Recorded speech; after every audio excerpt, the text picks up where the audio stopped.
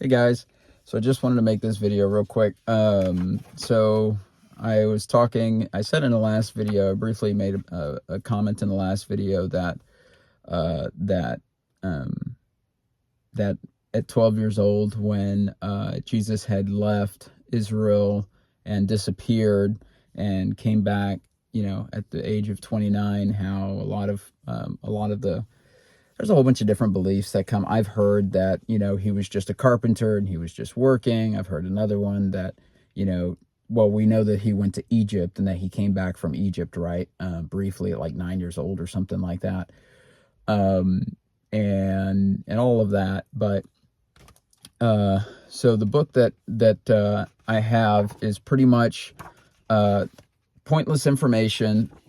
What his life in that little bit, his life in Tibet and India, just on Asia in general, what he taught, the way he taught and all that. And then at the end, more pointless information. So the pointless information is about the guy who discovered these texts. So it's Nicholas Notovich or something like that, who went over to Tibet and was essentially journeying through Tibet, and he was an explorer of the area and all this kind of stuff. And, he was trying to tell them or something like that about his religion, Christianity and Jesus and all that. And they were like, oh yeah, we've already heard of the man. Here's his teachings. And he was like, what in the world? And so anyway, so this book came out essentially in 1887, but in Russian. And so this didn't get translated into English. I don't know, maybe in the 80s or something like that, or in the 70s, who knows, or maybe even 2000. I have no idea when it got. But that's all this pointless information in this book. It's just like about the explorer and all that. And then this is what Jesus taught in Tibet, and then more pointless information. So I haven't read a lot of it. I really just read the part of it that picks up, because it goes a little bit into the Old Testament. Talks about the Israelites in Egypt and Moses and all that. They use the Arabic names. They use the Arabic names for Moses and Jesus and stuff. So Mosa and Isa versus Moses and Jesus and stuff. But the story of the Saint Isa and everything aligns perfectly with what's in the Bible and the life of Jesus and all of that. They have him disappearing from Israel at about 13 years old, 12 to 13 years old, and reappearing in Israel at 29 and really starting all of his teachings and stuff at age 30 and stuff. But what I noticed when I was reading about a lot of Jesus's teachings is that in this book, there's a clear difference. There's a clear difference in Jesus's teachings in general. So, Jesus is still teaching against sin and all that kind of stuff, but the sin that he's teaching against in this book is what he's saying, that is anything that leads you away from the divinity with God. And so, whereas in the Bible, he's portrayed of teaching about salvation and having to, say the magic prayer and all this kind of stuff. Here he talks about kind of the merging with God. This is all just new concepts for my brain right now, and I'm sick. I'm not feeling great, and I had a super long plane flight, 13 hours yesterday, so my brain is super foggy, so I really shouldn't even be recording this video. But he talks about kind of merging with God and the childlike innocence. He says that, that the real sin, kind of, if you would, is following and believing in these false gods and in these idols that were really prevalent among at the time, and that the real salvation is to regain your pure essence. I forget what exact word he used here, and it's going to be too much for me to find it right on the spot. But essentially, to regain your pure essence as children, right? And we know that he says that in the Bible, because he says, "Suffer not the little children to come." Suffer not the children to come unto me, for theirs is the kingdom of heaven, or something like that. And essentially saying that, theirs is the kingdom of heaven. And he teaches about that a lot here, about returning to the purest essence. And that's where the kingdom of God lies, is in you returning to your purest essence. And the teachings here are not so much about turning from your sins and you're going to burn in hell. He reserves that for priests. He says that, God is going to judge those priests who are intentionally leading his children to worship a God other than the one true creator. But one thing that I think is also very interesting is that in these teachings, they make it a very clear distinction from when Jesus speaks and from when God speaks through Jesus. So in here they have him painted as more of a mouthpiece than the Christ. And of course, this is just like the Bible. It's going to have, it's going to claim that it has, it's going to have exact sentences that Jesus spoke, which, take with a grain of salt, because we don't know about how this data was collected or anything like that. But yeah, I think it's very interesting that it makes that it makes the distinction whenever Jesus is just saying something, and it says, and the creator, what is it?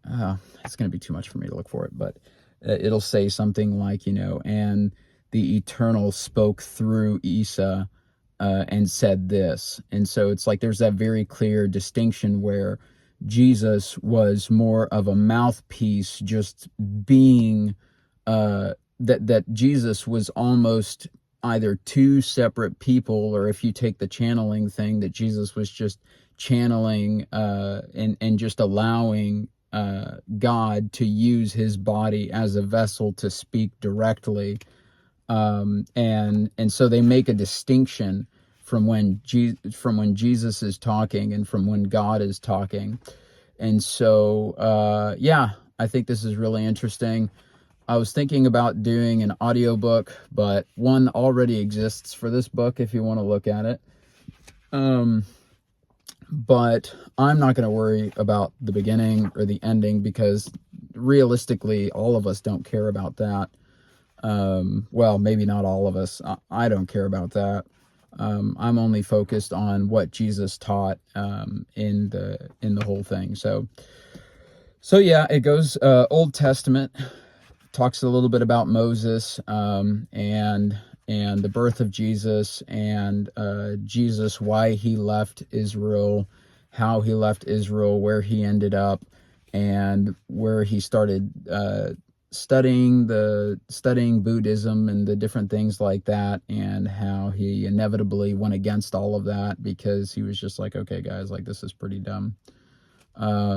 But yeah, I mean, there's so many times here where, he just talks about just returning to your purity, and purity being, I forget the word. Can I find it that fast? No, there's no way. Supreme perfection attainable, my man. No, I don't think I'm going to be able to find it that fast.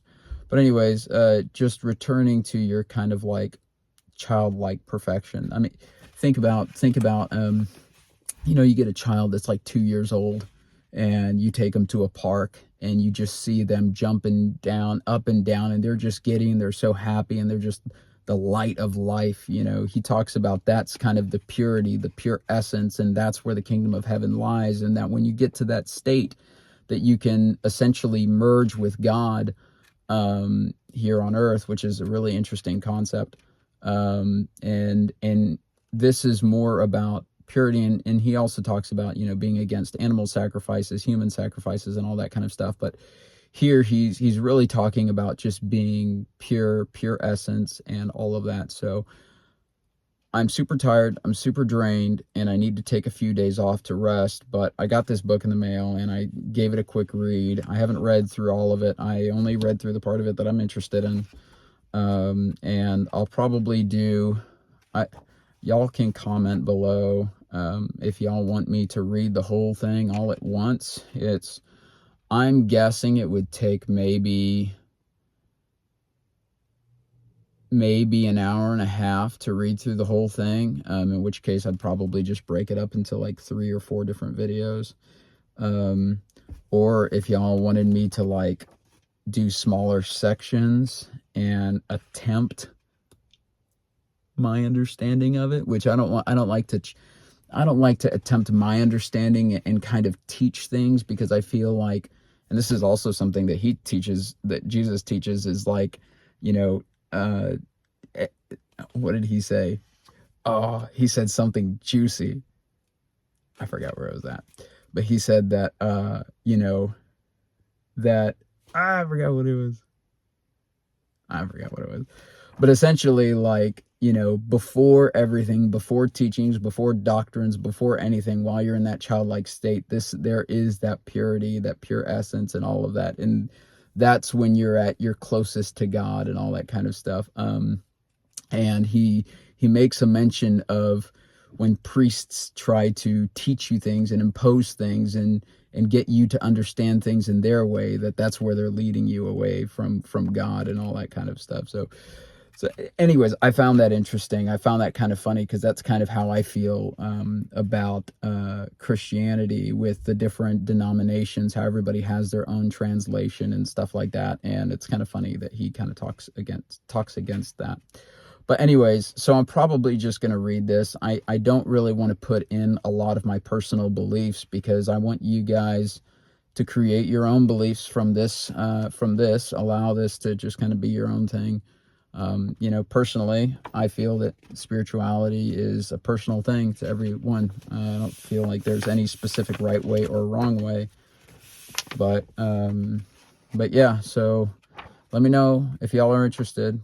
Well, it doesn't matter if y'all are interested. I'm going to make them anyways. If you're interested, you'll watch the video. If you're not interested, you'll just go to the next one and go watch a video about like some poodles eating an ice cream cone or something like that.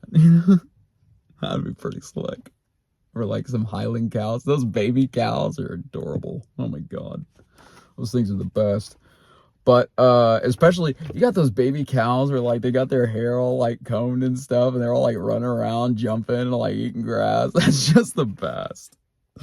Absolute best. I need me a baby cow.